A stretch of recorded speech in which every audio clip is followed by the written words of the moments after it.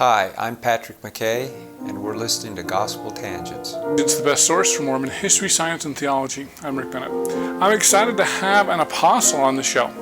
Patrick McKay is an apostle for the Joint Conference of Restoration Branches, and he's written a brand new book called Healing the Breach, where he talks to people of various branches of the Restoration movement. LDS, Strangite, Bickertonite, a lot of people. So it's a really interesting book. As I mentioned in the upcoming interview, it should be called the Book of Miracles because it talks a lot about miracles. So anyway, we're going to talk about Healing the Breach, the Book of Mormon, the split with the RLDS Church, and a lot of other interesting things. So you won't want to miss this conversation. Check it out.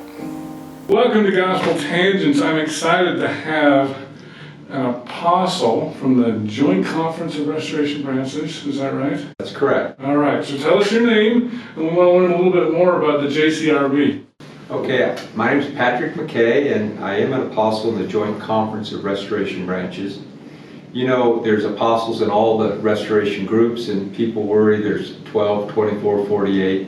I'm not concerned. It's more about function than it is form. Okay. And every branch of the restoration has some divine inspiration, or at least belief in a divine inspiration that they're where God planted them.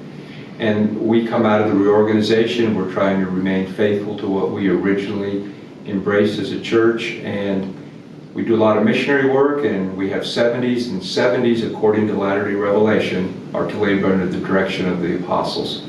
So that's why we have them. Okay, so do you have 12 apostles? We have 8. 8, okay. And so I've always wondered, it sounds like the JCRB, did they start in about 1984 after the revelation on women in the priesthood in the well, now Community of Christ, used to be RLDS Church? No, in 1984 there was one independent branch that was formed. It was called the Independence Branch, and I happened to be one of the charter members. And we had studied for a couple of years. We had our licenses removed in the church, what they call a silencing. Oh. Because we had met in some alternative settings on non-scripted Sundays or whatever. And as a result of that, the church silenced people who met in these alternative settings. So for a couple of years, we had nowhere to go to church, and so we simply met and studied and looked at the early history of the reorganization, and felt that we could form branches, that work could continue through that avenue. If there was an elder, then a branch could be raised up, and we did that. And so a lot of years went by before we believed that we could create a conference, and that happened in 2005. There was an initial effort to gather people to talk about a conference. We met in the historic Stone Church. And then later that year, we held our first conference, and we invited as many people in the Restoration Branch movement as we could possibly contact. We had 76 branches attend the first conference. Wow. That was national and international. So it was a branch conference. The way we designed it was a branch would have one delegate vote, and every 25 members would get another delegate vote. And that way, people that didn't live in the Independence area could have representation at the conference. And so 2005 and 2008, we had a group of Restoration 70 that had petitioned the conference for 3 years, asking could they regenerate the quorum of 70. It's an interesting office, it's self-perpetuating, but they need conference approval. And so in 2008, the conference had what they felt was some inspiration to accept that, and they authorized that, and 10 men were chosen to be 70, in addition to the 4 they had. And so as a result of that, the conference began to take on a little bit of size and so forth, and continued to expand, and we're busy in about 23 countries ministering. Wow. And so we have a bunch of 70 that are laboring for several years, and in 2016 there was a revelation that was presented. It was never written or never codified as far as being placed in the Doctrine and Covenants. It was kind of like in our church, a presiding elder has a revelation about a call to the ministry, and the congregation votes on it, but it's not a revelation that's considered a document that's worthy of being placed in a book volume of Scripture. And so the conference accepted that testimony. A couple of names were presented, they were voted on, and they were ordained. And those two apostles then, over a period of time, began selecting others. And so that's where we are today. Very interesting. Well, one of the things that I love, you've got a great book. Why don't you go ahead and show us up, Healing the Breach. Tell us why you wrote that book. Well, that's interesting. I grew up in the RLDS Church, the Reorganized Church, and like most branches of the Restoration, we believe we're it. Every branch of the Restoration you talk to, they believe they're the one true church that is a continuation of what began in 1830. And as I was reading section 1 one day, it's in your Doctrine and Covenants section 1 and in ours, he refers to this as the only true and living church on the face of the earth, speaking to church collectively and not individually. And I paused and I thought, what does that mean collectively? We knew in Joseph's day there was only one organization, but following his death it fractured into many groups and has continued to fracture throughout the course of time. And I began to think a lot about that and recognized there were people that were really inspired in the Restoration, had given their lives to it, had devoted their lives, brought their children up in the gospel, and had made a real impact, whether they were Mormon or RLDS or Hedrickite or Church of Christ Bickertonite or the Elijah Message and so forth. So we began visiting some of these groups of people, and we thought we'd get to know them, worship with them, stay in their homes, invite them into our home, had opportunity to speak in their churches. And we discovered something we had never known before. Here was a group of people that were very much like us, but had taken a different path. I like to think of the story of the woman at the well. Jesus goes and meets the Samaritan woman, and the Jews don't have any dealings with the Samaritans, and the Samaritans certainly don't talk to the Jews, but Jesus talked to both. And we thought, is it possible that Jesus is speaking to our branch of the Restoration, and he may be speaking to another branch, but we're not speaking to each other, so we're not aware of it. So that's kind of what set us on this course. And as we spent time with these different people, we had just an overwhelming awareness that these were the Lord's people, just as committed and dedicated as any other group of the Restoration. So that was how I got started in that process, Rick. Yeah, well, that's great. I mean, one of the things that I loved about the book was you really tried to get a lot of, in fact, I think it should be called the Book of Miracles, because every time somebody brought a testimony, it was about a miracle that happened, which I thought was great. But I loved how you tried to get different voices of the Restoration throughout. And I guess one of the things that I've been struck by is the Strangites. I believe you had some Strangites in there, is that right?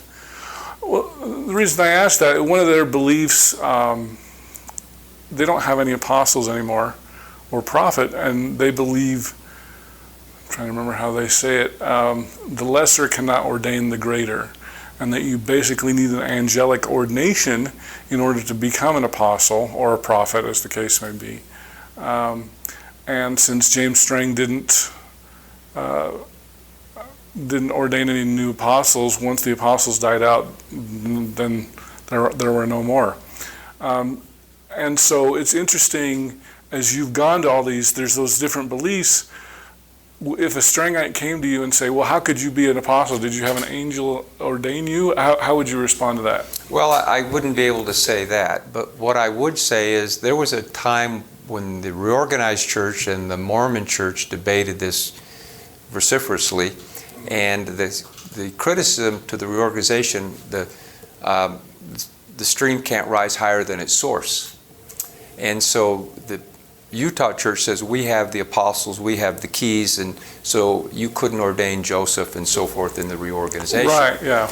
But our position is that the source of the stream is God, and if God commands, there's anything you can't do. And so we believe Joseph III taught that God could regenerate the church from a single elder if he was commanded to do so.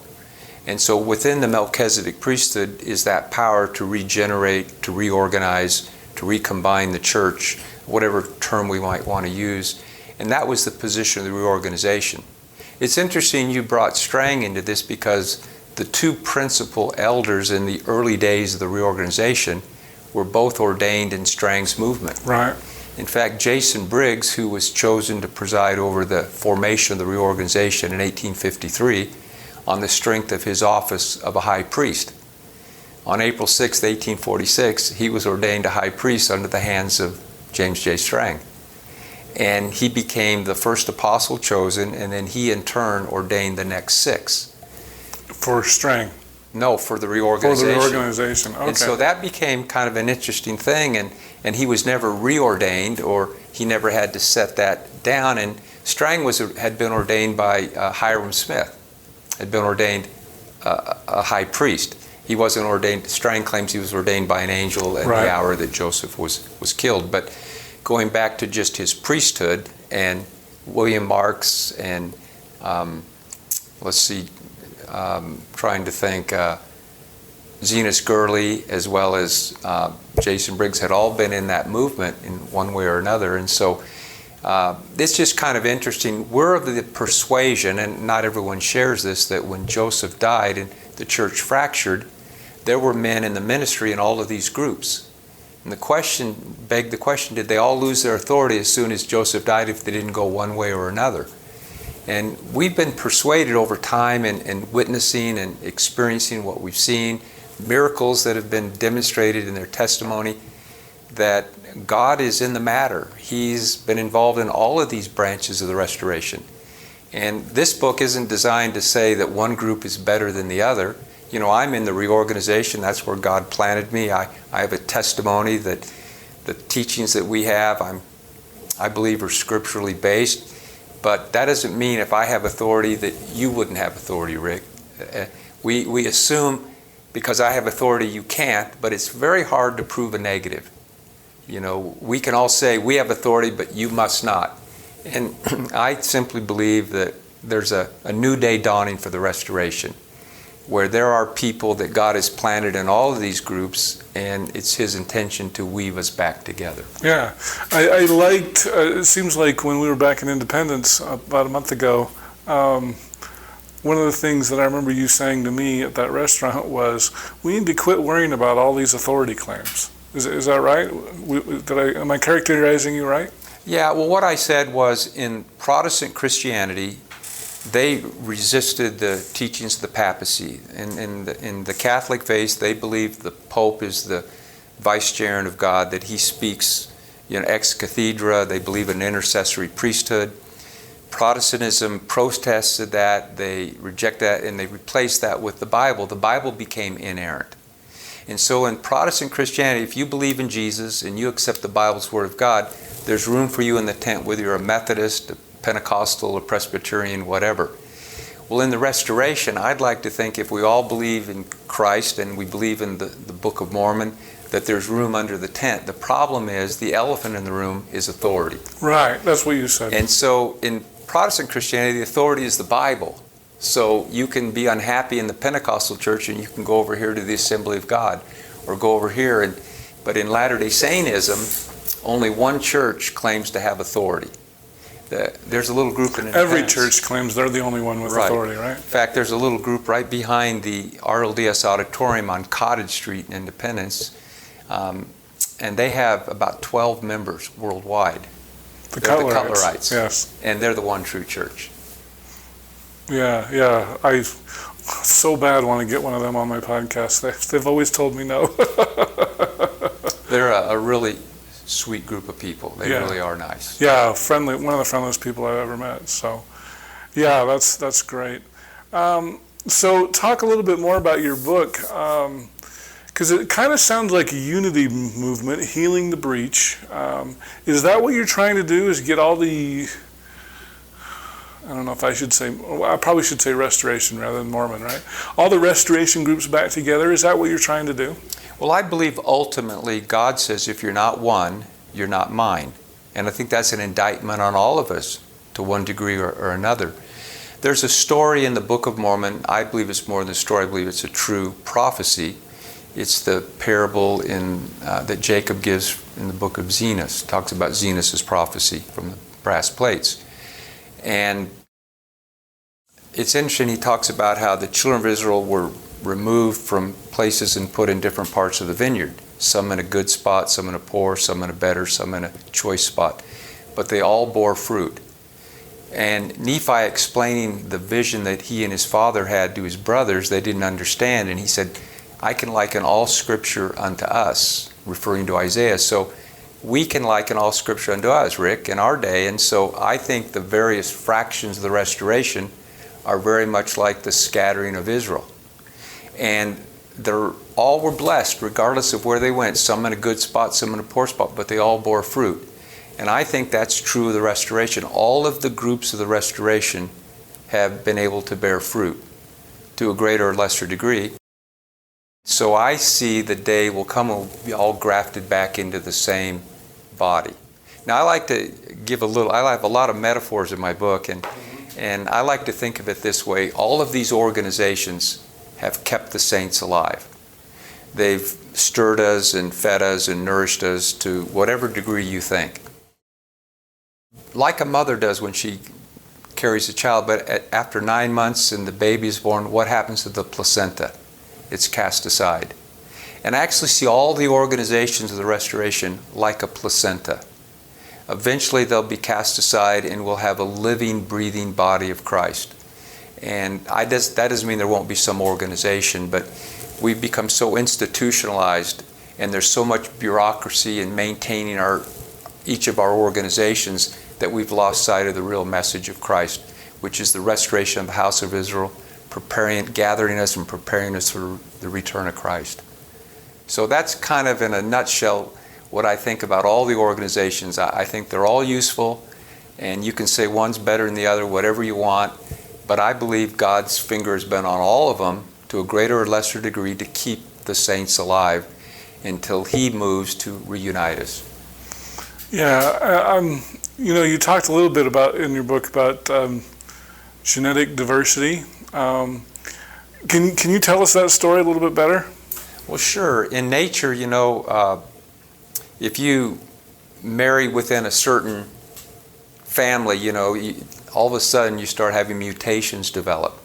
And so if you have a wider circle, whether it's with animals or plants or people, the chance of surviving is a lot better. You have a diverse field, and if you marry within the same structure over and over again, that manifests itself after time. And so in the restoration, what we've done, we've tried to remain pure, and we don't want any wrong influences coming into our church. So we don't want anything to do with the Mormons, let's say, if we're RLDS, or the Bickertites don't want anything to do with the other branches. They even say we're not a part of any other restoration branch, and that's their identity.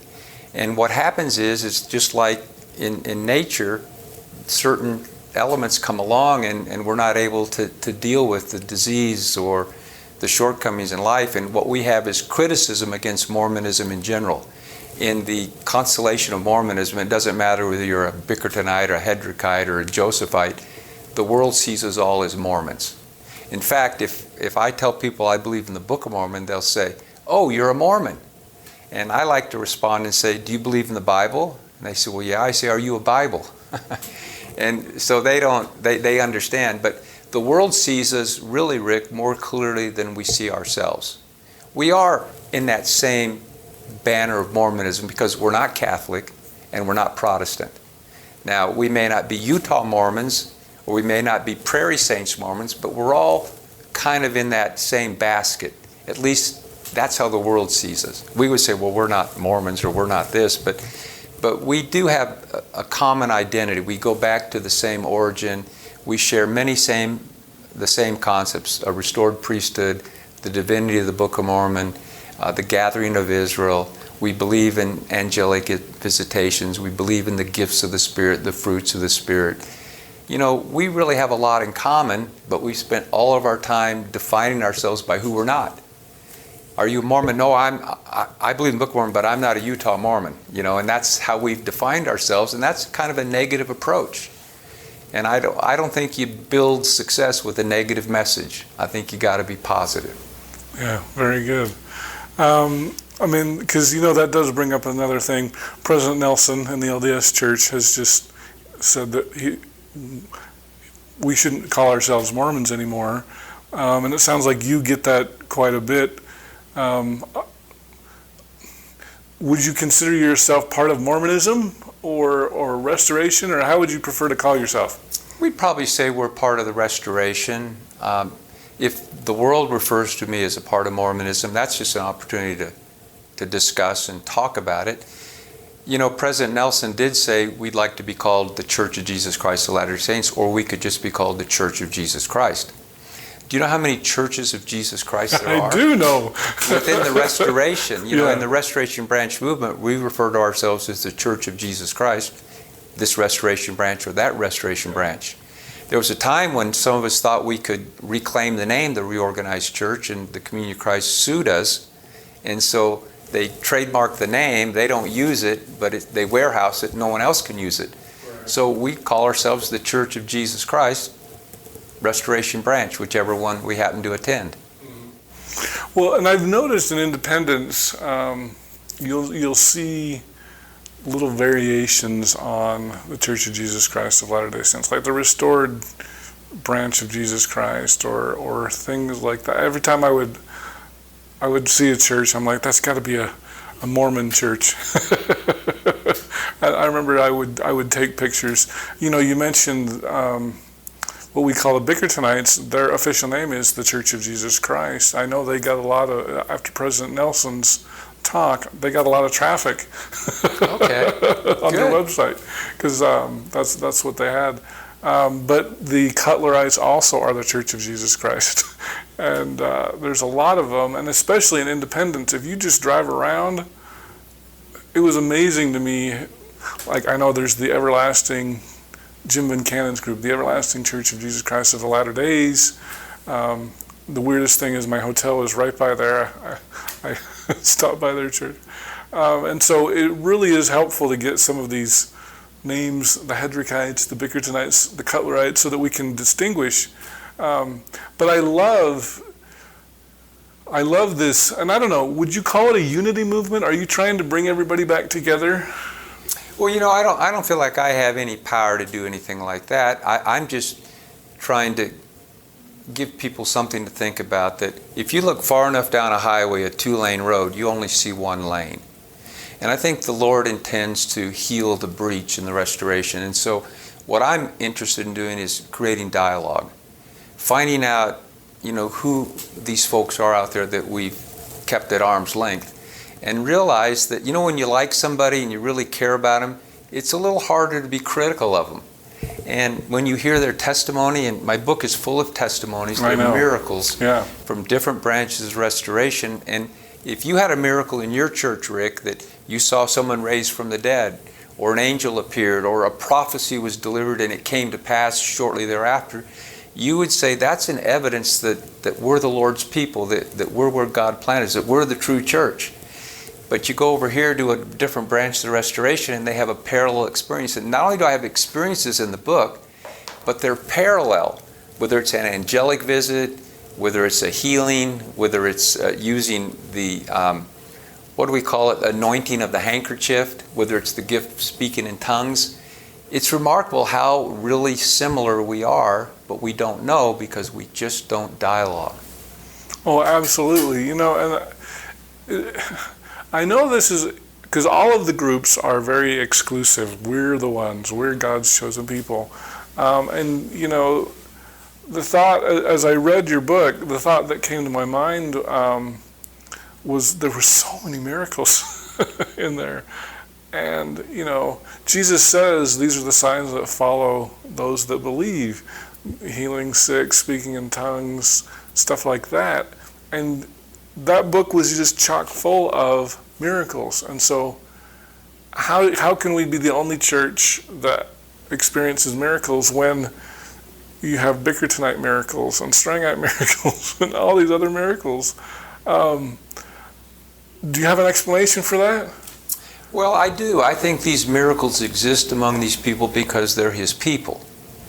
And I think that when you exercise faith and you've obeyed the gospel, you know, we disagree over the gospel. You know, in the Mormon church, for instance, there's a lot of doctrines. The doctrine of the priesthood, you know, and so forth, the temple doctrines and so forth. In the Book of Mormon, Jesus says there's one doctrine. This is my doctrine: faith, repentance, baptism, and the reception of the Holy Ghost. Well, all of the Restoration churches believe that. We believe that when we baptize people in the waters of regeneration, that their sins are remitted, and they receive the laying on of hands for the gift of the Holy Ghost. Jesus goes on to say, if you teach more or less than this, you're not of me.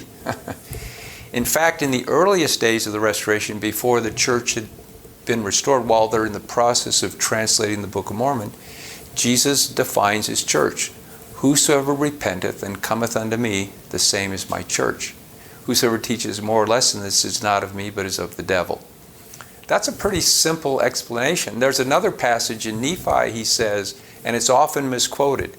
In the reorganized church, people will quote it this way: the day will come when there will be only two churches, the Church of the Lamb of God and the Church of the Devil.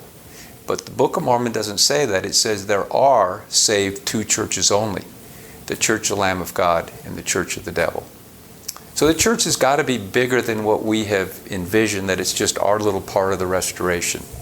In fact, there are people outside the Restoration. The Lord spoke to Sidney Rigdon when he was called into the work and recognized some of the work that he had done. But he said, there are none that doeth good except those who are ready to receive the fullness of my gospel. Well, there are people outside the Restoration that haven't embraced the gospel, but maybe they're ready to receive it. If a quarterback goes back to throw the football and there's 5 or 6 receivers, only one of them may catch the ball, but they all have to be ready to receive it. And I think there are people out there ready to receive it. The problem is we're so mixed up among ourselves and defining ourselves by who we're not and separating ourselves from one another that we're having a hard time passing that ball down the field to those receivers that are ready to receive it. And so I think there's a lot of help on the way, Rick. I think there's some awesome Christians out there that would be enriched by the message of the Restoration. It's not so much that we came to tear down what they have, that the gospel came to build up that which they had. So we have a very positive message. That's why Section 1 says we're the only true and living church. You know, when I share the gospel, I don't stress that particular verse that way. That means when you tell someone, well, I belong to the only true and living church, they think, oh, well, my church is dead and false. Right. So it's not a real winning message. And it doesn't mean that that couldn't be true. It just means that's not a good marketing strategy to tell the story. You know, I think that we ought to be mindful of the fact that God is laboring with people outside the Restoration. He's answering their prayers. He's guiding and directing them. They're having blessings. And there's a lot of virtue outside the Restoration that would enrich us as well as a people. We have something to offer them, but we need to have a platform where we can share it with them. And the more united we are, the stronger and wider our testimony would be. In fact, I like to talk about how each of the groups of Restoration have a unique personality. The Mormon Church is they're a powerful organization. They accomplish a lot of things. They've translated the Book of Mormon into 100+ languages. That's significant. That's remarkable. You have the little church over here, the Church of Jesus Christ Bickertonite. They're very small in comparison, but they're, like Steve Pinecker says, they're a Pentecostal branch of the Restoration. Well, all of us believe in the Pentecostal type gifts, but they're a gifted church. And so each of these groups have something different to offer, and there's a synergy that will be formed when we come together as a people, and we marry our strengths, and it minimizes our weaknesses, and it enlivens our testimony. Yeah. Since you brought that up, I was impressed with the number of Bickertonite testimonies you had in your book. Has it been easy to work with certain groups more than others in order to get those testimonies? Well, just in having an opportunity to mingle among different people, you hear testimony, or you might receive a book from them or a journal, and you read it and you find these testimonies, or you have personal experience with them. And it wasn't hard to obtain them, it just took a period of time. But we met a lot of wonderful Latter-day Saints in the Church of Jesus Christ, and they have some wonderful testimonies. And we've met some wonderful members of the Church of Jesus Christ of Latter-day Saints who have wonderful testimonies. And we have many in the reorganized church. So it's just a matter of listening and making notations and collecting them and putting them in a book. Because I noticed you had President Nelson in there. That was just a conference address he gave? It wasn't like you personally wrote him and said, hey, can you give us your testimony of the book? No, but I have a funny testimony about that. Actually, that was when he was a surgeon. Okay. Before he was, I suppose, before he was in the Quorum. I was 12. trying to remember if that was President Kimball's, because he operated on President Kimball. He was President Kimball's surgeon, heart surgeon. Oh, well, he did administer, he performed surgery on a patriarch in your church, and that's what his testimony is about. Okay. So when I was getting ready to publish this book, Lulu Publishing, it's a self-publishing kind of organization, and they said, we can't use that testimony, it's too long. And I thought, well, Guy, it's not really any longer than some other ones in the book. In fact, there are others that are a couple pages longer. But anyway, they wouldn't let me publish it, so I was at BYU, and I went down to the copyright office and tried to get some help, and really didn't get anywhere. And finally they said, well, maybe you have to get an audience with the first presidency, meet President Nelson. I said, well, how long will that take? They said, probably 5 or 6 months. I said, oh, That's been my experience too. I'm going to try something different. So I went home and I contacted a copyright attorney, explained to him my situation. A couple weeks went by, I didn't hear from him. I contacted him and he said, now tell me again what it is you're looking for. I said, well, there's this testimony I want to put in my book, and the publisher says I can't use it because it's too long. And he says, well, who is this person? I said, well, he happens to be the president of a worldwide church, maybe 16, 17 million people. And he said, you mean he's like the Pope? And I said, well, in a sense, because he's a leader of a worldwide church. He says, I get it. So he writes the publisher, and they send back a release, say you can use his testimony. So it's in the book. So he wrote the Lulu, or he wrote to? He wrote to Lulu, who was my publisher. Oh, okay. Yeah. And they said it was okay. Okay. It was okay.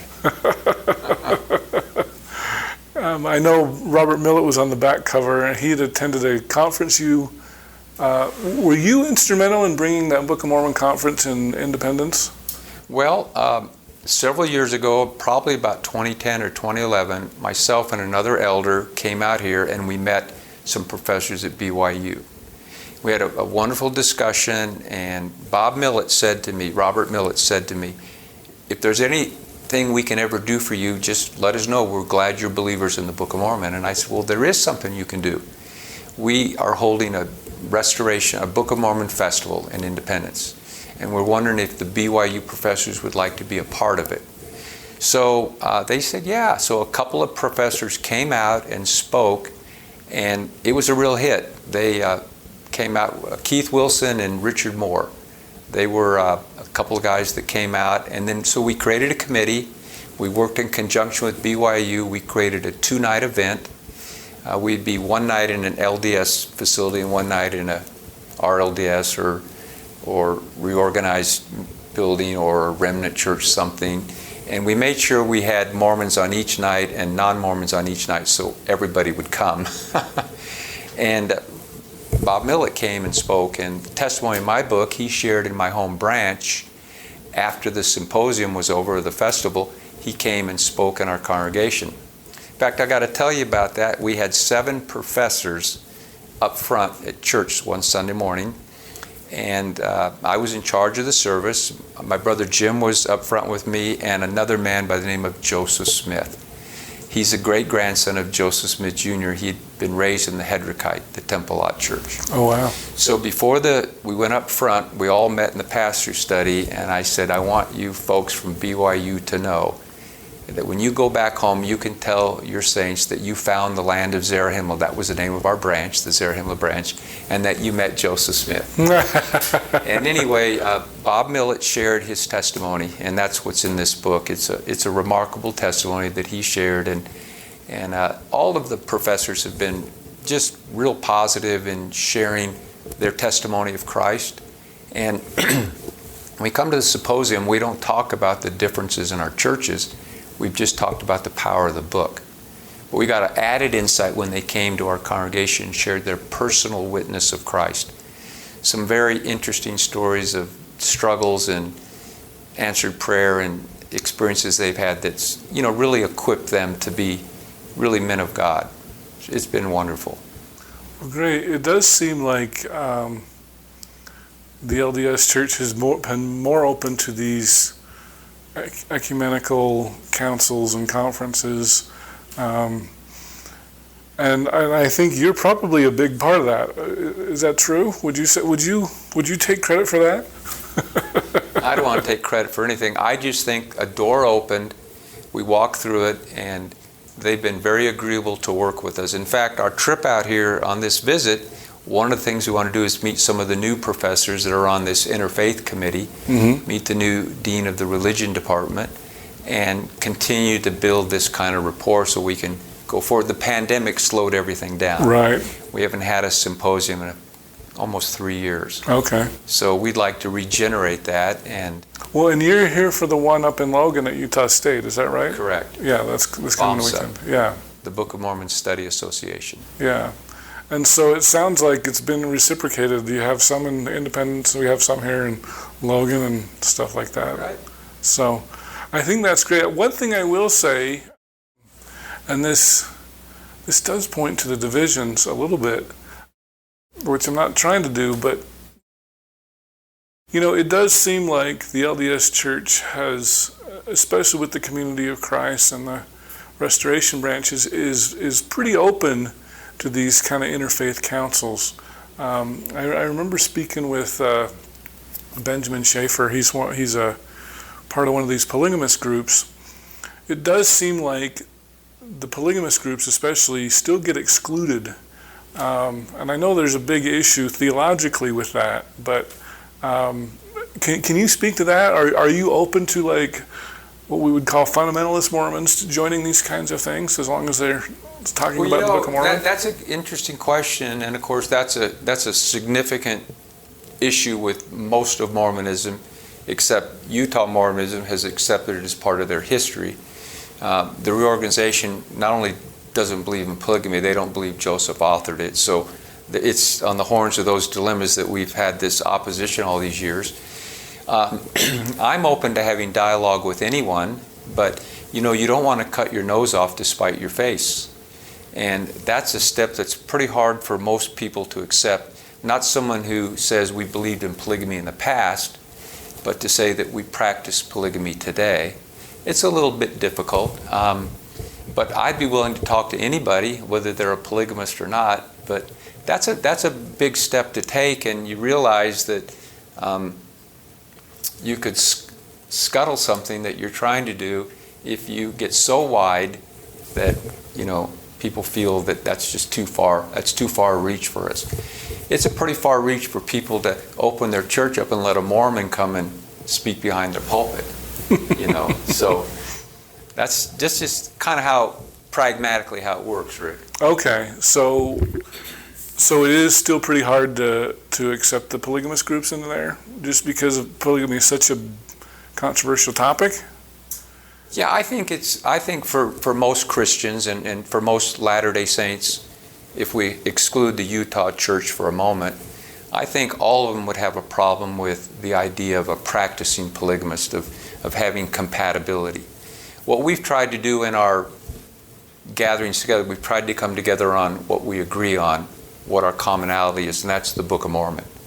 And of course, the Book of Mormon is much stronger than the Bible is. It says David and Solomon had many wives and concubines, which thing was an abomination. Now, the Utah Church has interpreted that, except I command you and so forth, but the rest of the Restoration doesn't view that chapter that way. But anyway, the Book of Mormon does condemn polygamy, at least from our vantage point. So that's a wide stretch to include a polygamist in our fellowship like that. They'd certainly be welcome to come, and I'd be willing to talk to anybody. But I think on a larger platform to invite people to come, I think that's a big stretch. Okay. I mean, that's just my opinion. Well, and it's funny because I don't know how familiar you are with polygamist groups. I know Lindsay Hansen Park is she has a podcast called Year of Polygamy. One of her she's really been instrumental recently. I think within the last couple of years, Utah has decriminalized polygamy, And she thinks, and she was part of that legislative effort to do that. And she says part of the problem is when we exclude people, it allows people like Warren Jeffs to thrive, and he is because they've been excluded, they can't get any help from the LDS Church, which obviously here in Utah is a big deal, and it's allowed a lot of abuses to happen. Warren's been marrying underage women and all sorts of things, and she says it's because of this exclusion that it allows a lot of criminals, and Warren Jeffs is in jail, in a Texas jail, and should be for the rest of his life, as far as I'm concerned, because of the abuses that have been brought to light. And so she thinks it's better to allow them to be open and to try to make. And she's really tried to make a lot of friendships with a lot of fundamentalists to stop these abuses. And so I understand the theological. I have my own issues with polygamy anyway. You and I have talked a little bit about that. And so, I even have a problem with Abraham and David. For heaven's sake, the Bible's full of polygamy. And so I can kind of see both sides. I can understand the polygamist argument that it's a biblical thing, and but by excluding them, doesn't it allow some of these abuses to happen? Well, I don't know. I haven't really thought a lot about that in light of how you've just projected this. But look, anybody that's a believer in the Restoration, the Book of Mormon, I think that they're valuable. I think their testimony should be heard. Now, there's ways in which we can't go. If a group of people wanted to have dialogue with us and wanted to be a part of this and left that separate, we ran into a group of people that were called the Snufferites. Mm-hmm. And they're kind of a recent separation from the LDS Church. And for us, that's not much of an issue, but for active Mormons today, that's a little, it's a little raw, because those are their people right away, and so it's just a matter of where you are in proximity to the people that have separated from you or are different from you. And I think as time goes by, the Snufferites aren't going to be viewed quite the same way as they are today, for instance. And I say Snufferites, I just mean that that's an individual that they think a lot of. I don't know just how they view him necessarily, but maybe they view him. Well, I interviewed Denver Snuffer on my podcast, and he did seem like people were trying to root out his followers and kick him out of the LDS Church. And it's funny because he's like, I say you can still be LDS. There's no problem. I sometimes I refer to that as being a dual citizen. I did meet his wife, and she said they still attend their local LDS wars. Oh, I didn't realize that. Oh, interesting. Yeah. So, and I know, even with I don't know if you followed the Chad Daybell, Lori Vallow thing up in Idaho. Are you familiar with that? I'm not familiar with that. They're a recent breakaway group. Chad and Lori, their previous spouses, died mysteriously, probably murdered by them. They married, killed Lori's children, buried them on the property. They're kind of the prepper movement. Last days are coming anytime now. And up in Idaho, they had a pretty big following. So anytime you have these groups like Denver Snuffer, Chad Daybell, Lori Vallow, I think the LDS Church is going to be concerned about, especially if they're influential in bringing people away. But I think you're right, as time goes on, some of those preppers you got to worry about, because they're always about last days and got to have my guns, and we're going to fight for the Lord and this kind of a thing. Even with the RLDS Church, you're probably familiar with Jeff Lundgren. Sure. That's probably a really good analogy with Chad and Lori, these kind of apocalyptic sects. And so you've got, I think any church, the RLDS Church for sure, was worried about Jeff Lundgren and those kinds of things. But hopefully most people aren't into murdering their neighbors.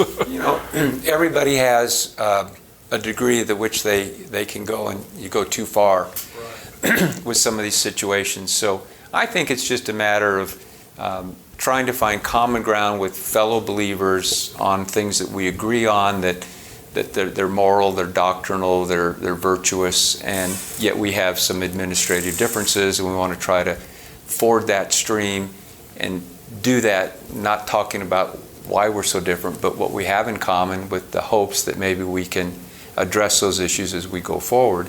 But if the issues are so big, then you really can't address anything. So you work in your neighborhood, and then you work in your city, and then you work in your state, and then you work in the country. I think it's the same way in the Restoration.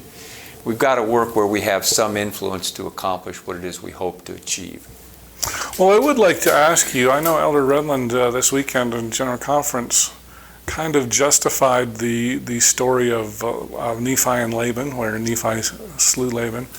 And I know in Elder Redland's case, he's like, well, that was a special case. Nephi was a prophet and was justified. But, there have been other people, Chad Daybell, Lord Ilo, Jeff Lundgren, that have used that story in their own lives to justify killing people. Do you have an opinion on that story of Laban? Is it problematic? Nephi said, liken all scriptures unto themselves, and it looks like Jeff and Lori did. Okay, that's a fair question. And of course, Nephi says he was commanded to slay Laban. Right. Been delivered into his hands. You go back to the day of Caiaphas, who was the high priest, a literal descendant of Aaron and firstborn all the way up until the time of Christ. And he prophesied, and we wouldn't think he was a good guy, but because he resisted the disciples and so forth. But he said it's better that one man die than a whole nation perish in unbelief. And that was a true prophecy regarding Christ. And I think in the case of Lehi and his colony, the Lord preserved a remnant of Jacob through this process. And it is extreme, I suppose, but it fell within the parameters of the scriptural idea that if you were to commit manslaughter and you fled to a wilderness or another place within the Levitical law, that there was justification. And of course, Nephi fled into the wilderness. And they did retrieve the plates, and they were able to preserve their nation. And so I'm not sure that Jeffrey Lundgren preserved anything. I think that was an aberrant kind of expression of that, and used just kind of try to justify it after the fact. And you look at Nephi's whole life, and you see a person of virtue, and you see a person that is faithful. We don't find that kind of continuity in the people that you've elicited to kind of draw that comparison. So you're saying you think that the Nephi story was justified, but we wouldn't justify that today. That's not a scripture that we should liken unto ourselves. Yeah, I think we can liken it unto ourselves, and like I said, I drew the bigger picture of what Caiaphas said about Christ. Jesus came for one reason. He came to die. In the midst of that, he performed miracles, healed the sick, called men to the ministry, established a church, but none of that would have mattered had he not died. And so the prophecy of Caiaphas comes into full view here for us. That was the purpose. And so the same, just like I think what Jesus told Judas, what thou doest, do quickly. I think it was all God foresaw what would happen and allowed it to happen, and I think he allowed that to happen with Nephi. Interesting. Begs the question too, if that becomes problematic for saints, then maybe the whole testimony of the book isn't valuable or isn't true. You know what I mean? Whether we understand everything or not, if we throw out a story because we think that we can't justify that, then maybe the book isn't what it claims to be. So that's the horns of that dilemma. You either believe. I met a man recently, he said, I can accept about 85% of the Book of Mormon. He said, I have a hard time getting my hands around the enormity of the revelation. I said, well, it doesn't work that way. You're never 85% pregnant. You're either pregnant or you're not. Either the book is what it claims to be or it's not. And so whether we understand everything in the book, Rick, either if we have a witness that the book is true and accept it as the Word of God, then it's not so much that the stories are true, it's that we need to continue to find reasons to seek for understanding how that actually manifests itself, how we live that, how we understand that, how we accept that. But I think when we take an exception and try to overlay it and make it the law or make it the rule with all of us, I think that's probably a mistake. Well, I mean, the Bible's full of stuff that I have real problems with. Well, let's just talk David and polygamy and Solomon and polygamy. And, it even justifies slavery, especially in the Old Testament. So wouldn't you view, especially David and Solomon and even Israel with his 4 wives and their dysfunctional 12 children,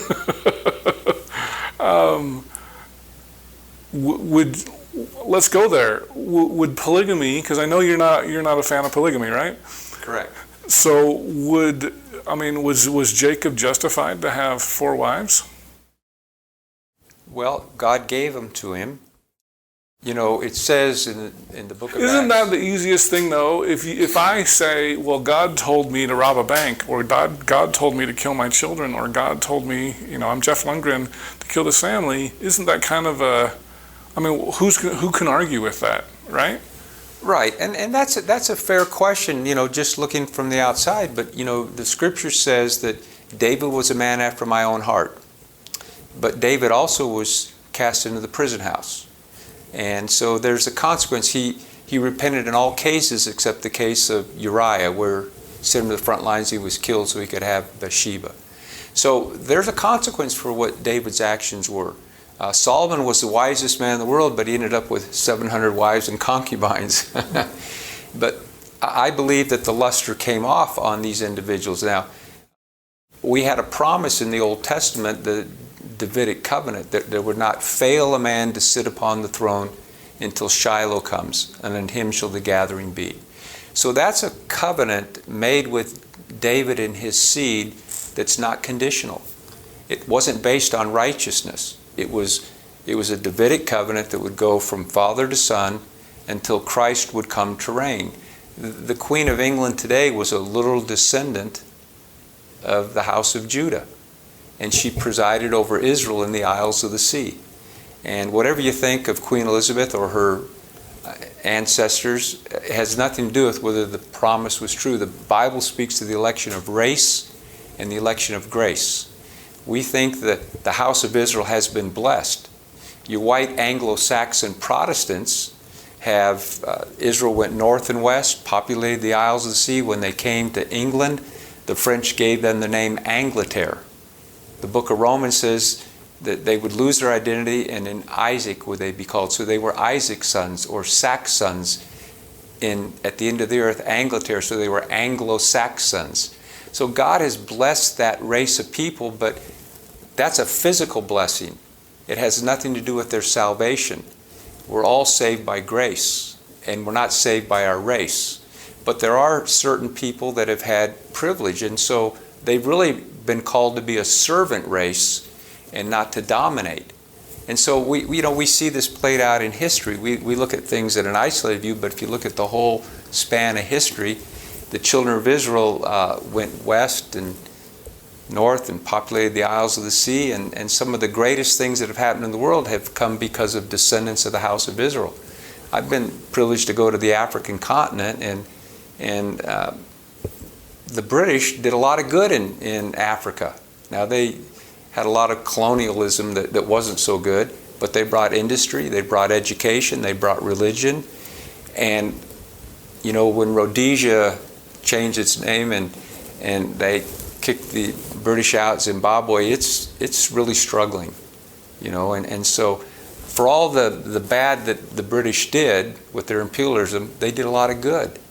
And I think the children of Israel have been a blessing around the world. I think the United States is a blessed country. I think we have a constitution and a form of government that has been a blessing all around the world, but has nothing to do with our spiritual salvation. That's a physical blessing. And so we have to kind of look at the big picture, the promise made to the house of Israel, in thee and thy seed, and David and Solomon and Rehoboam, and all of that going down.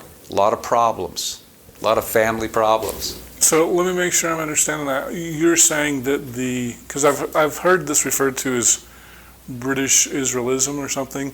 You're saying that the 12 tribes inhabited the British Isles? I'm saying that when they went into Assyrian captivity in about 721 BC, they never returned. They didn't go back to the land of Ephraim. Now the Jews were in captivity and went back, but Israel was dispersed among all nations, and many of them went through northwestern Europe and populated the Isles of the Sea. And it says that there would come of them a nation and a company of nations. Well, when Great Britain became Great Britain, they used the Union Jack, which was Scotland and Ireland, and they became a company of nations. And the time came when the sun wouldn't set on the British Empire, it went around the globe. And of course that kingdom has diminished today. But there was a time when they were the mightiest nation in the world. And many of our ancestors came from Great Britain and came to the Americas. So I think history has validated the fact that those prophecies were true, that God used a group of people to promulgate things that he thought were necessary, creating America, enriching the soil for the sowing of the coming forth of the church in the latter days, creating a constitutional republic where the church could be birthed. I think that's a remarkable event in history. And so maybe that answers your question. I don't know. Wow, I didn't expect that. That's really interesting. So I guess that brings up another question. I know in the LDS Church, and I believe the RLDS Church, and I'm curious about the Joint Conference of Restoration Branches, LDS and RLDS have patriarchs that pronounce lineage of members of the church. Do you guys have patriarchs in the Joint Conference? We do. Okay. And so do they pronounce lineage of Israel? I'm sure some of them do. I've not read any of the blessings they've given, but that was a part of the reorganization. And these patriarchs, some are in our movement that were part of the reorganization, and some have been called since. But I think that that's certainly within the purview of their calling to point out the lineage of those that are so blessed. Okay. So you still practice patriarchal blessings, and so is it pretty typical for them to say, Patrick McKay, you're of the house of Ephraim, or Manasseh, or whoever? Well, I can tell you in my blessing that was identified. Okay. So I haven't read other people's blessings.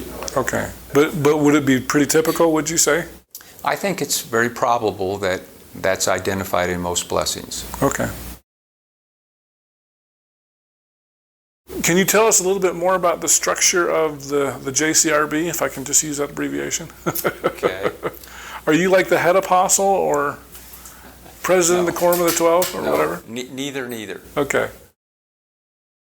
Our structure is we're a group of branches that met and continue to worship, and there's been kind of an unfolding revelation regarding as the church has grown and as ministry has been necessary.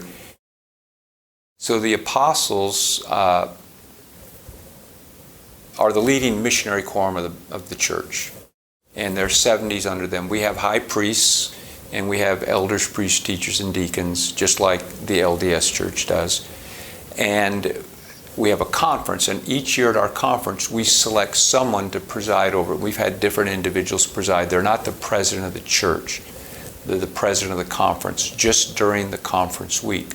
So we're not a full organization. We're a reorganization of the church. But just like men continue to be called to the office of deacon, teacher, priest, and elder in our fractured restoration branch setting, in our corporate setting, we've been able to call men to what you would call general church responsibilities, higher offices, 70s, apostles, patriarchs, etc. And so that's all we're doing. We consider ourselves not a new church. We're just part of the church in continuity. we're not more of the church than those who are not part of the joint conference, but we consider ourselves a part of the church. Okay. So is every congregation kind of an independent unit then, pretty much? And they call their own pastors and leaders and that sort of a thing. Do you have like a stake president, or what we would call a stake president? We do not. We believe in that kind of structure, but in our fractured state, we have independent branches, and each branch selects their own presiding elder or priest. If it's small, they don't have an elder, for instance, but it's by the voice of the people. Some of the branches have come together, and we have one group in the Restoration called the Conference of Elders. And a group of elders meet, and they don't really have any say in the branches, except they meet and they hold conferences, and they have a magazine, and they publish what they think are good intentions for the saints, things they'd like to see them do. Out of the Restoration Branch movement came the Remnant Church, where they actually fully organized, selected a prophet, a pastor, a presiding elder, of the whole church, President Larson, and then the Buchanan group that you mentioned sprang out of that, because when their president died, there was again another succession struggle for power, for leadership. And so in the joint conference, we're a group of Restoration branches that have chosen to come together, and we've organized to the degree that we feel we've been directed to, but we don't consider ourselves more of the church than other parts of the Restoration Branch movement. Would each of these branches have slightly different names? Yes. Okay. But kind of a loosely affiliated group then, basically. Right. And then you said did you say they were in 23 countries? Mm-hmm. And so do these groups vote on apostles, or how do apostles get named? Like, obviously you're not going to live forever, unfortunately.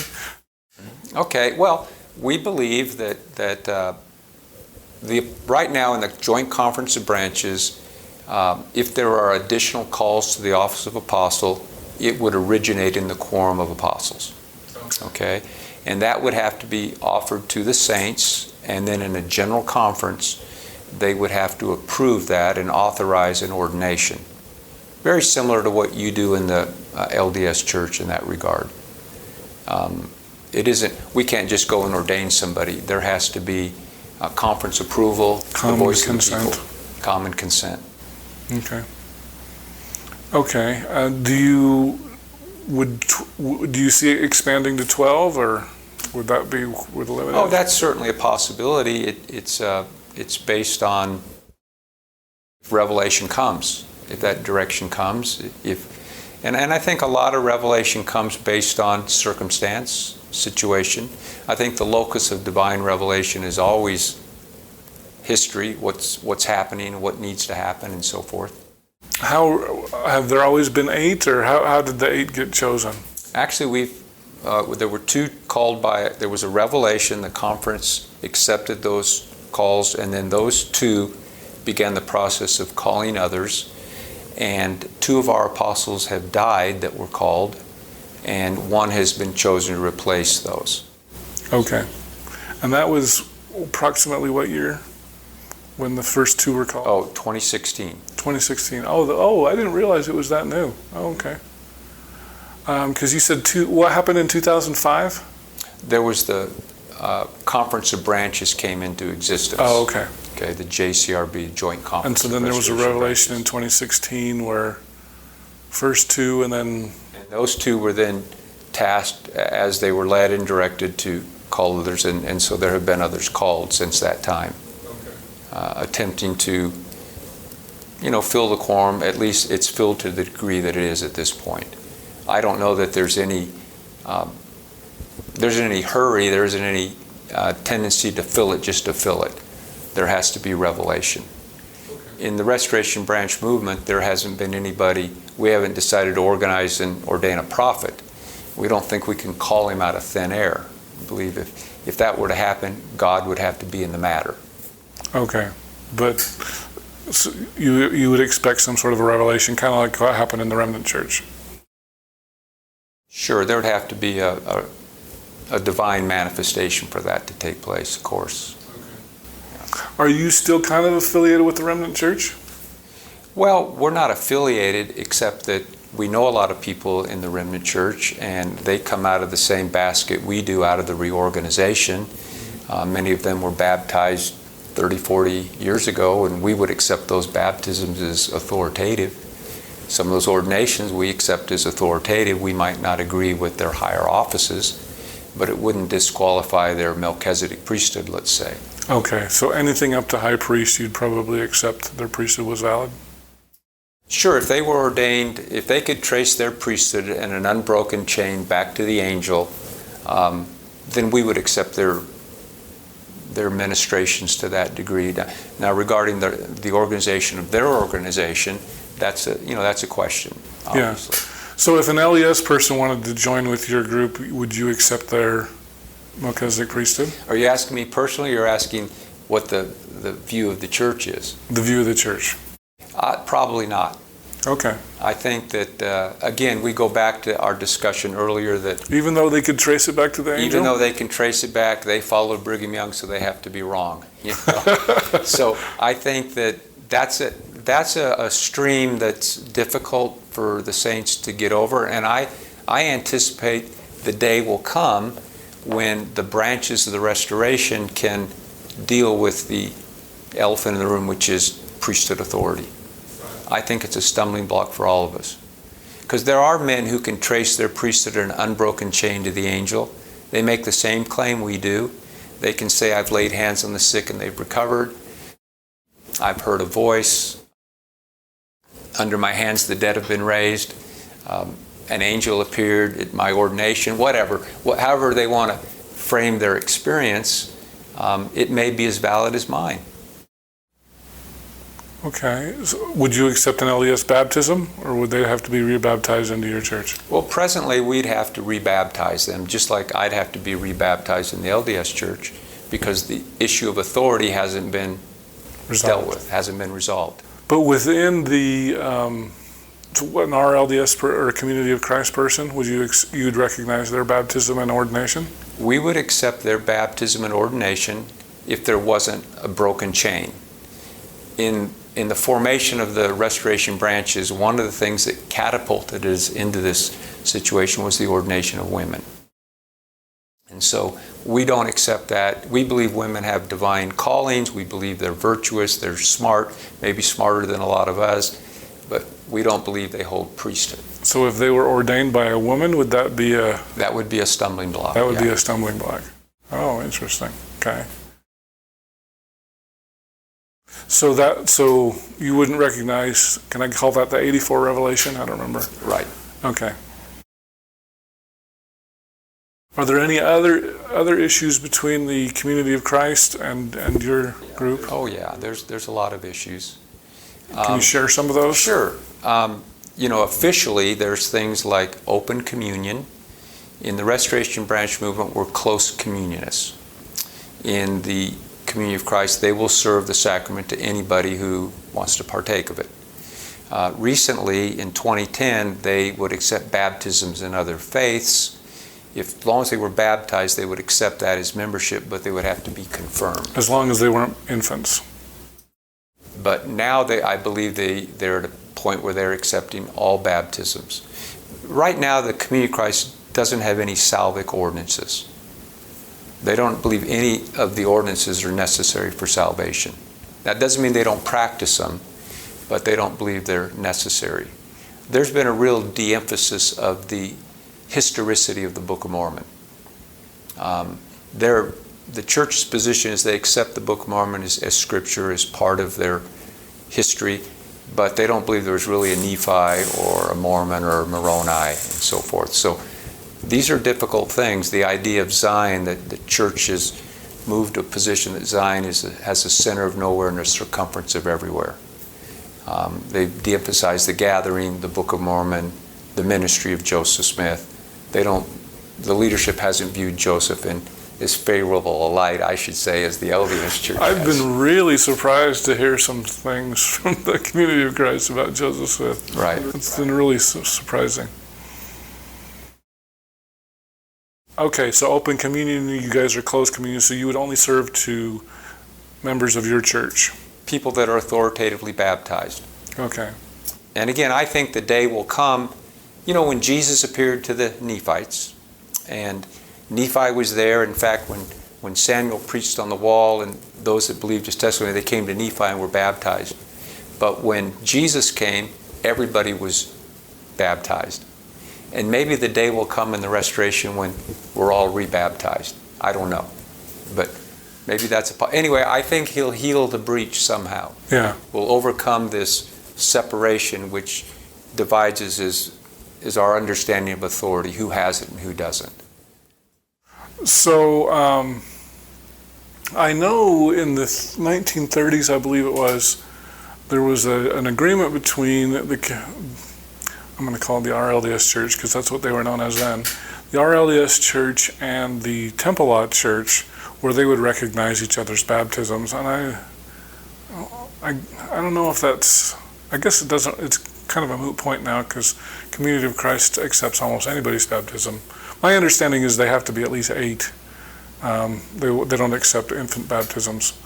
But would you see, if there was ever a relationship worked out with the LDS Church where we said, okay, we'll accept your baptisms if you'll accept ours and vice versa, would you ever see that happening? Well, let's go back to the example you gave. About 1900, there was a committee from the Reorganized Church and the Church of Christ on the Temple Lot. And they met and they discussed, they debated and so forth. And out of that came what was called a working harmony, where they identified the points that they agreed on, and they shared baptisms and ordinations. And then in 1927, there was a revelation given in the Church of Christ Temple Lot saying the Reorganized Church has been rejected. Oh. And about 3,000 members left the Reorganized Church and joined the Church of Christ on the Temple Lot. And that working harmony was shattered.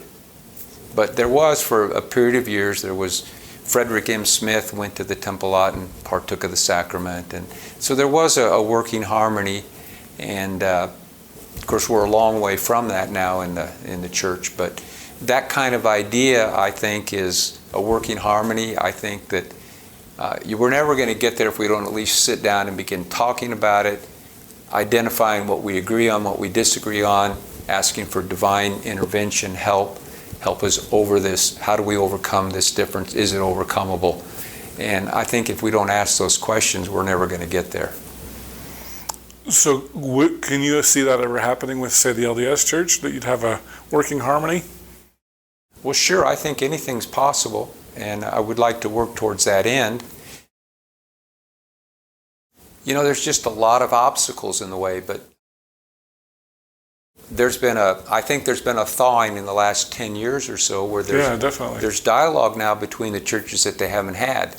And in the Restoration Branch movement, we're also fractured. And so we don't have one organization that can interface with another organization. And so the restoration is great when it comes to fracturing. We say we believe in the gathering, and what we do is we practice the scattering. So that's been a bit of a stumbling block for the saints. Yeah, definitely.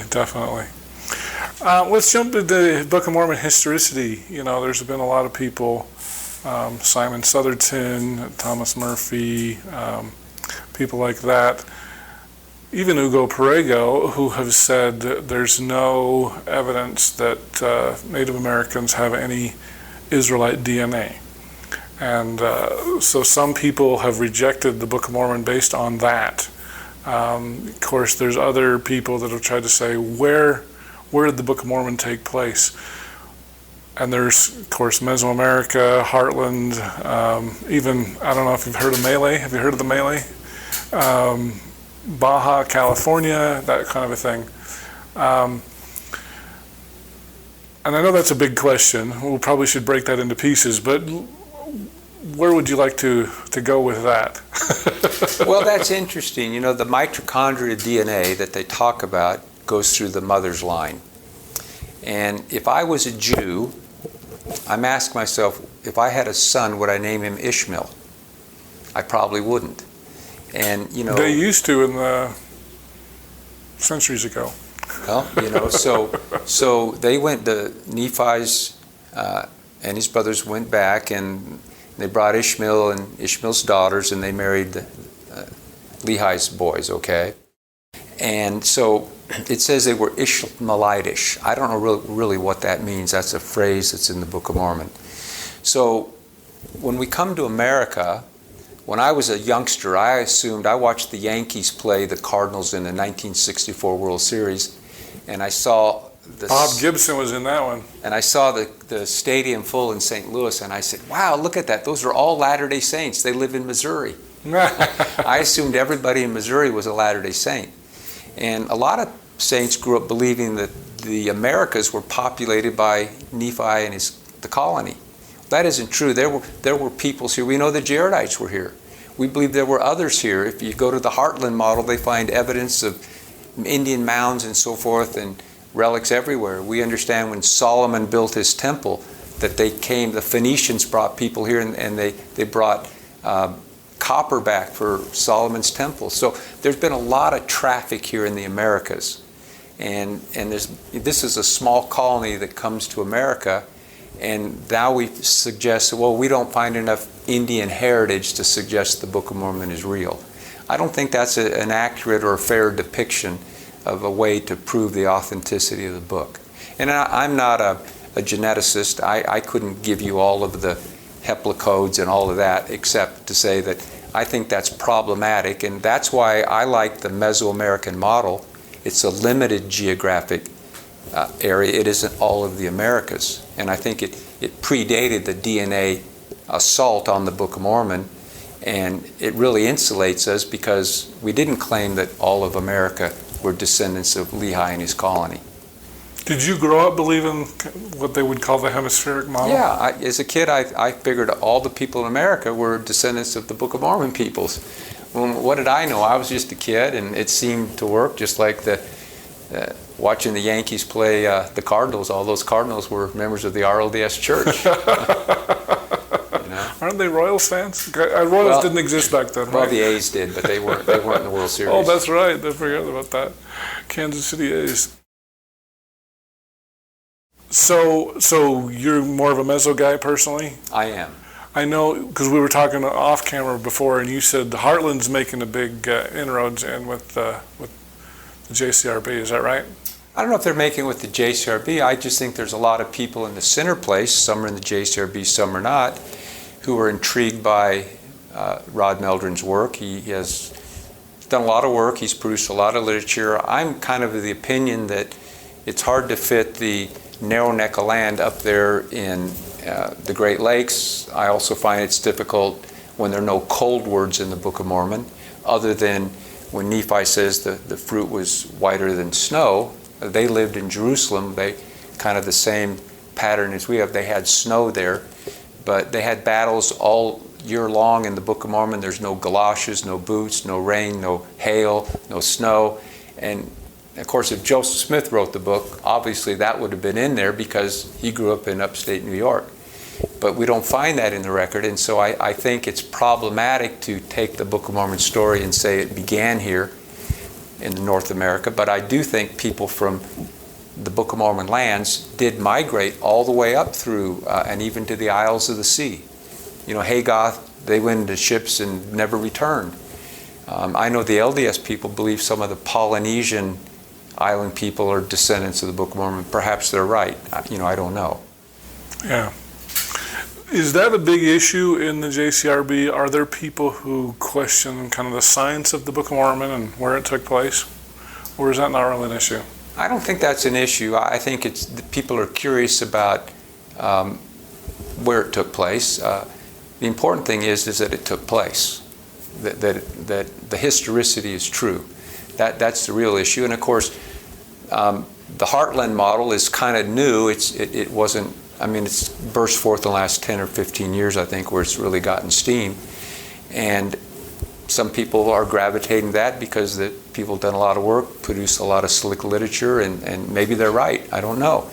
But it's interesting that there's been this effort, and I think it gives people a reason to believe in the historicity of the Book of Mormon, whether it's Mesoamerica or the Heartland model. Okay. Interesting. Let's jump to the Doctrine and Covenants. I know, I guess one of the big issues, and I'm always torn, do I say the RLDS Church, the Community of Christ? They decommissioned or decanonized the revelation on baptism for the dead. What's your position on baptism for the dead? Well, in the days of Joseph Smith taught baptism for the dead. My personal view is that if Joseph had the inspired version manuscript when he wrote section, it's 110 in ours, I'm not sure what it is on the revelation on baptism for the dead in the LDS section, I'm not sure he would have created it that way. In the inspired version, or in the King James, it says, "We without our dead cannot be made perfect," out of Hebrews. In the inspired version, it says, "We without our suffering cannot be made perfect." Now, baptism for the dead is mentioned in the New Testament, but Paul comes to a group of people who don't believe in the resurrection, and they're baptizing. And so he says, why do you baptize for the dead if the dead rise not at all?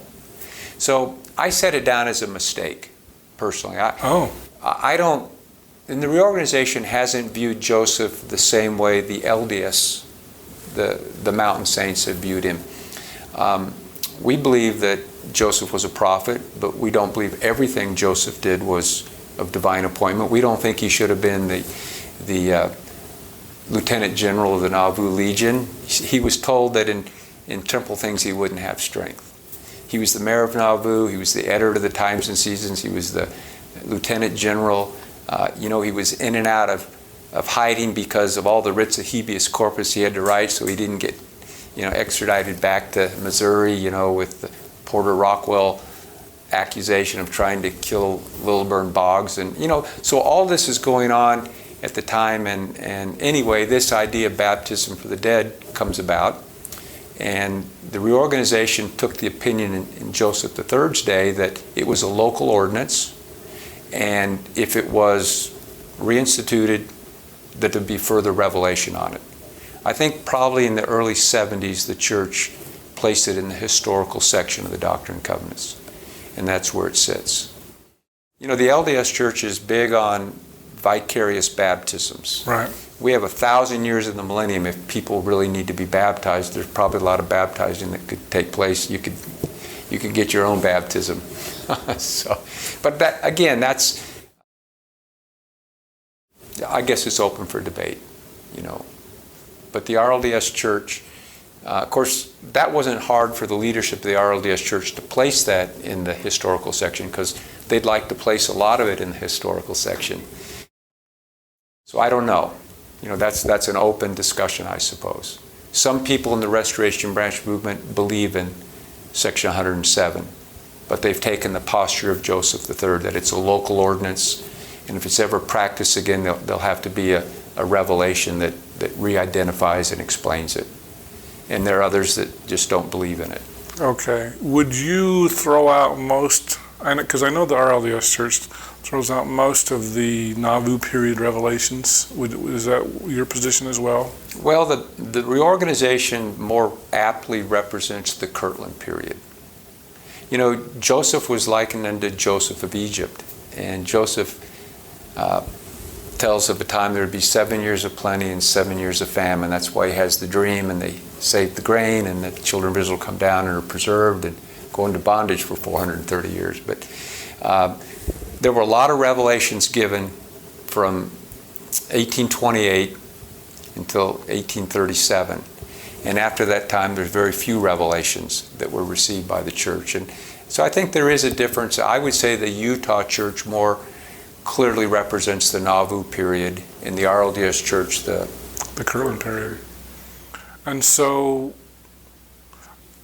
would it be safe to say there's no official position for baptism for the dead in the JCRB? Yeah, I don't think there's an official. There's an official. You think it's a mistake? Well, that's a personal view, opinion. not a. I don't represent. That's Right. Not a statement representing the JCRB or the Restoration Branches or anyone else. You're asking my opinion. Yeah. I'm going to say I think it's probably a mistake. Okay. Did Joseph make any other mistakes in Revelation that you are aware of that you'd share? Well, I don't know. The King Follett sermon is interesting. It wasn't a revelation. It was a sermon that was taken down by 4 scribes and cataloged after Joseph's death. I do think the Book of Abraham is a mistake. Oh, okay. So you would recognize that? A historical mistake. That came from Kirtland. Yeah, I did, but it was published in the Times and Seasons in Nauvoo. Right. Yeah, I think that, the Egyptologists are pretty clear that that's a funerary script. Right. But of course, the Mormon Church historians don't have that view. They believe it's real, and I know that it's part of your scriptures. It's part of your belief structure. So, we have a difference of opinion on that, I suppose. Very good. Pearl of Great Price. What about the Book of Moses? The Book of Moses is really part of the inspired version, or what you might call the Joseph Smith translation. A lot of the testimony of Enoch in the early chapters of Genesis. So we accept that. Okay. But they've put in the Pearl of Great Price, I think they have the Book of Abraham that's cataloged in there also. We would not accept that. Okay. So no Abraham, Moses, yes, though. Okay. We're good with Moses. We're good with Abraham too. We wouldn't think that was really a true account of him. That's all. We believe Abraham's the father of the faithful. We like but it's the Book of Abraham. Yeah, that's what I'm talking about. Would you ever have a temple? Well, we have a temple. We had one at Kirtland, and Section 57 of both our Doctrine and Covenants identifies Independence as the place designated by the very finger of God for the center place. And our Section 83 and Section 85, they speak of a temple. So we believe in a temple, yes. We just don't have one in the center place right now. The only temple that we feel was built by direct command of God was the Kirtland Temple. Okay. Would you support like a group temple, a restoration temple? Well, when the Hedrickites, they had an individual who came out of the reorganization and came in that period where there was the problem with Fred M. and Supreme Directional Control, and I told you 3,000 saints came over, and they chose their first apostles. Otto Fetting, is that? Yeah, Otto Fetting. And he received several revelations. He claimed John the Baptist appeared to him, and the Hedrickite Church accepted the first 11. When they got to the 12th one, he said those who come over have to be rebaptized, and so they silenced him, and he left, and half of those 3,000 people went with Otto Fetting, and so that's the church with the Elijah message. Right. But what's interesting about that, they actually dug a hole for the temple. It was actually years later that the city filled it in, right there across from the auditorium and the visitor center, Mormon Visitor Center. But the Mormons came to Utah, and they came to the RLDS Church, and they sought funding from both and said, this temple belongs to all of us. And there's a guy named Gene Adams. He's an LDS fellow, and he's written about this, and it's pretty interesting how they rejected the other church's restoration, but were willing to ask them to be involved monetarily and that they could use the temple. So that's kind of along the lines of what you're suggesting. Yeah. I love Kirtland. I love that it's so open to everybody. I think it would be cool if we'd all kind of go chip in on the temple. Of course, the LDS would chip in the most money, but well, they would have the most to chip in, I suppose. Exactly. So it would be nice to have another Kirtland-style temple there in the center place, as you guys say. So, all right, I'm trying to remember what else should we be talking about as far as JCRB is concerned, or what else? Well, the JCRB, again, it's not a church. It's a group of saints that have coalesced and said, we've been in this situation many, many years, and there needs to be a platform where the voice of the people is heard. In the reorganization, our conferences have been quite a bit different than they are in the other parts of the restoration. We believe that voice and vote is pretty important, and we don't have a lot of rubber stamping. We bring resolutions from the floor. We can debate. Frederick Madison Smith brought a revelation in 1925, and the church debated it for 10 days. He wrote a letter of resignation. It didn't submit it, but considered doing it. So that's how feverish it can get in the RLDS Church. Conference was a big thing, and the voice of the people was heard, and people debate on the floor, and that's common consent. And when a decision is made, the minority support the decision of the whole, and you do have common consent. But the process, we believe, has to be worked out. And so the joint conference really gave the saints an opportunity everywhere who had an authoritative baptism, that's the only recommendation for the conference, and that they act charitable, that they can come and participate. And that's what and all the restoration branches are welcome to come. And they could change what it is we do by the voice of the people. They have that prerogative. There's another group, and I'm wondering if you're familiar with them, CRE, Conference of Restoration Elders. Are they affiliated with you at all, or is that another group? Well, again, that's a group of saints that are in restoration branches, and there's a group of elders that gather together and they hold conferences, but they don't allow the voice and vote of the general membership. The sisters aren't able to vote. The Aaronic priesthood aren't able to vote. And so, in fact, they just made a trip to Kirtland. They generally make a trip every year. The last couple of years they didn't because of the pandemic. And they had a resolution at their last conference that we need to have a members' conference. And I think they sensed the need for that. And of course, we have a members' conference, and we would like to encourage them to join with us and participate with us and strengthen us and cast their lot onto this side of the labor. Yeah. This is like an alphabet soup of groups. It seems like sometimes. You're pretty well connected with a lot of them, though, aren't you? Yeah, met quite a few of them. And it's because you're trying to heal the breach? Is that why? Correct. I was impressed with the number of Bickertonite people you had in your book. Do you work with them quite a bit, or? Well, we've had an opportunity to just meet a lot of them, and there's a sister in their church who has recently passed away. She received a song, and she's not musical, she's not poetic, but she received a song. She wrote the words down, had no idea what to do with the music. Becky Tarbuck, is that the Becky one? Tarbuck's mother. Oh, her mother. And so the next day she received another song, and she thought, I couldn't tell anybody that. That's like saying I saw an angel today and tomorrow I see another angel. No one will believe me. Well, after she had 9 songs, someone said, well, Arlene, you have a gift. But now she's got words, but hasn't done anything with the music. It's just in her head. And after 53 songs, they pray. Her little congregation in Pennsylvania, they pray about it. And an individual in the Detroit area hears a voice. Go to Arlene Buffington's. And so he meets her. I mean, he'd known her in the church, but didn't know any of this experience she'd had. And they sat down on the piano, and she hummed a note, and he had his paper there. He would hit a key, and she'd say, that's what I heard. He put a dot on the page, hit another key, that's not what I heard, hit another key, that's what I heard. And so they went through 9 songs over a weekend, and he went home and arranged them. And after all 53 songs were done, she remembered every note of every word. And she calls those the Songs of Zion. And before her death, she received 240 songs. So we decided we would like to meet this sister. We'd heard her song in a Bickertonite church in California.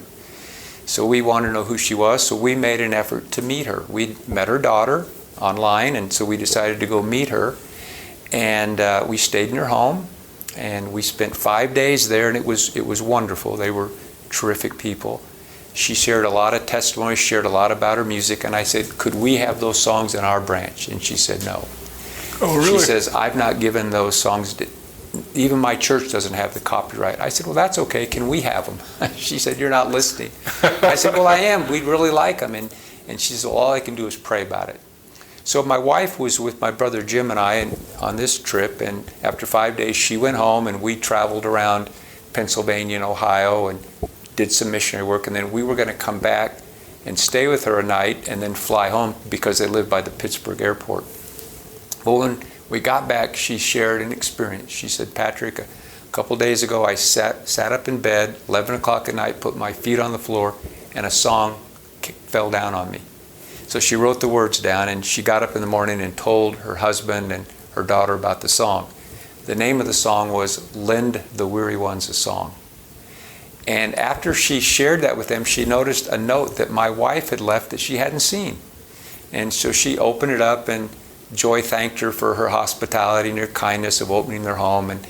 And her concluding line was, this trip has been a boon to my weary soul. And so she gave us that song, Lend the Weary Ones a Song, and she gave us a copyright release that we could reproduce those songs in our home branch. Oh, wow. And sometime subsequent to that, I was teaching a class at my local church, local congregation, and I kind of was looking over my notes, and I was hungry, so I went and got a bowl of cereal, and I sat down at my desk, and I turned my computer on, and I thought I would listen to one of the Songs of Zion because some of them were online. And so I put a song on, and in the first line of that song, I heard an audible voice. I'd never heard a voice before. And it said, the period of gestation is over for the Songs of Zion. And I thought, well, where did that come from? That was really unusual language. And so I thought about it all day, and when I got home that night, I wrote Becky Tarbuck, her daughter. I didn't want to write Sister Arlene. I said, I don't know what you think of this, Becky, but this was my experience. And she said that evening she went to her parents' home, and there were some other saints there. They discussed my testimony, my experience, and Arlene said, I believe that experience. And she then released the Songs of Zion, so anyone has availability to them today. So she has a website, and you can go there and you can listen to all 240 songs. You can download the music, you can play them for yourself, and they're called the Songs of Zion. They're beautiful. Interesting. Well, great. Well, is there anything else you want to share with us? Well, I want to share that this is an awesome place out here. You're at the foothills of the Rocky Mountains. It's beautiful. Your saints are lovely. They've been very welcoming, and we've had a great time. We're looking forward to the event at BOMSA, at Logan State University, to cast our lot in with other Book of Mormon students, and hopefully what we share might enrich or strengthen them. I don't know. Yeah, I know. I'm happy to see you. I know Chris Thomas is going to be there. Yeah, I really want to meet him. Oh, you haven't met him? Oh, no, he's such a good guy. Yeah. Now he's Pentecostal, right? Correct. Yeah. He wrote a book, a Pentecostal's view of the Book of Mormon. Yeah. I really look forward to meeting him. He's one of the most Christ-like people I know. So you'll love him, I'm sure. So. Well, great. Well, I'm out of questions. So if you guys want to get really spiritually inspired and read some amazing miracles, I'm going to recommend Healing the Breach. You want to show it to us one more time? Sure. And you can get it on Amazon. That's where I got it. I actually read it between conference sessions yesterday. So it's a pretty quick read, and it was really, really fun to read a lot of those miracles. And I know Becky Tarbuck's in there, and Arlene Buffington, I think, as well. President Nelson's in there. President Nelson. Joseph Smith III is in there. Yeah. There are many saints in there, modern and recent and in the past. And I think it's great what you're trying to do. We do definitely fight way too much, and we should emphasize our similarities much more than we do. And, and I think this is something that we should all think about, because it doesn't happen just in the Restoration. You'll hear miracles of Catholics and Protestants and everything, and if God is providing those, what does that say, Well, I know you're ready to close this interview, but let me share another thought. Because we had the hiatus from our Book of Mormon symposiums because of the pandemic, we did some different things. And last year we held a Book of Mormon rally. And at that rally, we had Steve Pinecker had seen that I had advertised that, and he said, I want to come speak at your rally. And I said, well, you're not in the Restoration. You don't believe in the Book of Mormon. He says, I love the Mormon people, and I love talking about the Book of Mormon. I'd like to come and speak. And so we said, sure, you can come. And we also had a Catholic priest come, and he shared how he uses the Book of Mormon during Mass. Really? We had a Baptist minister come, and he said the Book of Mormon is more Baptist than the Baptist hymnal. Well, Sidney Rigdon was Baptist, and was this Lynn Ridenour? Lynn Ridenour, Yeah, yes. Ridenour. And we had Becky Tarbuck came from the Church of Jesus Christ and shared how Angel Moroni appeared to her grandmother. Casey Griffith from BYU, he came and he talked about the power of the Book of Mormon, and we had Restoration Branch. So we had a wide variety of people affirming the value, the authenticity, and the power of the book. And so that was, again, another opportunity to widen the circle to people who love Christ and appreciate the message of the Book of Mormon. So that's what we're trying to do. We're trying to enlarge, enrich the field. There's a lot of great people out there that need to become recipients of the blessings vouchsafed within this book and the Latter-day Message. Yeah. Well, I think you're an amazing missionary. By the way, do you go by Elder or just Patrick, or do you can guys just have call those me titles? Patrick. I don't need any titles. Just don't call me too late for dinner. Are you related to David O. McKay? We got to ask that question. Does it help? I don't know. If it helps, I'm definitely related. If not, I've never heard of you. But let me tell you one little quick story. A week ago at the John Whitmer Society historical event in Independence, Right. my brother Jim went down to the LDS Visitor Center and thought maybe he would see one of the professors that we knew that might come in there. And he met an individual whose name was Kyle McKay. And he's a 70 in your church, and he's just been installed as the new church historian. Oh, yes, I just met him too. And so the other day we were in Salt Lake City. We went to the church historian's office and said, we'd like to meet the historian of the church, Kyle McKay. They said, well, who are you? We said, well, we're his namesakes. We're Patrick and Jim McKay. And she got right on the phone. She talked to his secretary, and he said he was in meetings all day, but would get back with us and text us later, and we have a meeting with him on Wednesday. Oh, so went right, bearded the lion in his den, and we're going to talk to the historian of the church. I think that's a great opportunity. Oh, see, I've already emailed him and he hasn't gotten back with me. Maybe I need to make a phone call. Tell him your middle name is McKay. So yeah, I had the two church historians ago, Elder Stephen Snow, on, and I told Kyle, I need to get you on, but how do I go through all this red tape? And he wasn't totally sure, but he said, send me an email, but I haven't heard back from him. So I'm impressed that you got through so quickly. So maybe the phone. Just good fortune. I don't know. Probably because I knew you. Well, he didn't know me. I don't know that would have helped. Well, I met you 2 weeks ago in Independence and had seen you on your podcast, and it was terrific meeting you. You were so friendly and engaged, and we had a nice conversation, and really this is a joy for me to have a chance to sit down and spend an hour with you. Yeah. Well, I want you to know that I enjoy meeting all of my, and I call you guys cousins, all of my restoration cousins. There's so many. It's one of the big things I've been trying to do is meet as many groups as I can. I gave a presentation back in May. There's a Community of Christ group that meets on Monday nights over Zoom. And I gave a presentation about 20 of the different groups. And I think I've met with almost all of them. And so there's only 500 more to go, I think. But I think there's about 70 groups that exist today that are large enough to have a congregation that are viable today. no, I think there's, I think that probably is low. Steve Shields is the expert on that, so. Yeah, and he's just got an update on his book, doesn't he? He does, and I need to, because it just get a came out copy of in that. print, because it was only Kindle for a while, Okay. and I haven't gotten my copies yet, but he's got 500 in there. He calls them expressions.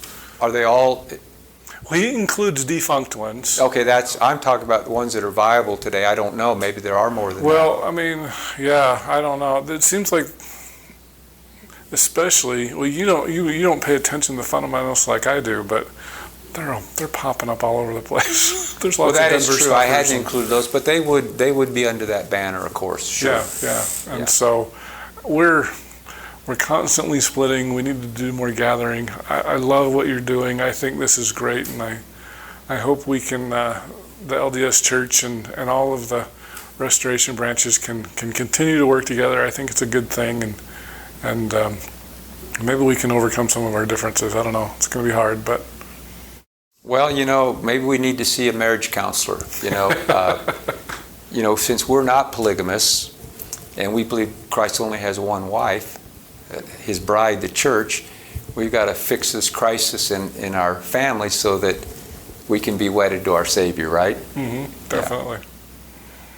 Well, great. Well, Patrick McKay, I really appreciate you being here on Gospel Tangents, and would love to have you back on again sometime. Okay, thank you, Rick, and appreciate it very much. God bless. Thanks. I hope you enjoyed our conversation with Patrick McKay, an apostle for the Joint Conference of Restoration Branches. Patrick, thank you so much for sitting down with me and for autographing your book, Healing the Breach. For those of you who like to learn about miracles, this is a great book. You'll love it, I'm sure. In our next conversation, we're going to move on to Book of Mormon geography with Brant Gardner. And if Book of Mormon took place in Mesoamerica, then that Mesoamerican culture that surrounded the Nephite people should inform us something about the way they did things, and we should be able to enrich our understanding. If you like what we're doing here on Gospel Tangents, please become a paid subscriber at gospeltangents.com or patreon.com/gospeltangents.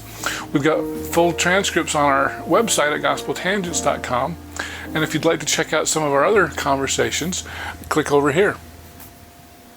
Thanks.